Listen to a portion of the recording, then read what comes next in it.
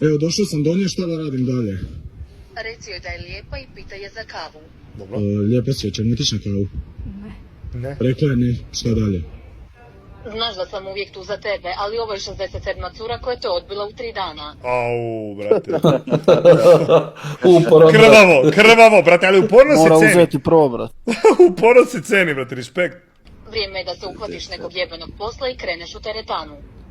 Ugledaj se recimo na baku praseta. Da. Da. Ugledaj se na baku praseta. Gledaj mi Lux Maxim. I svi kakvu ribu imam. Sti lud.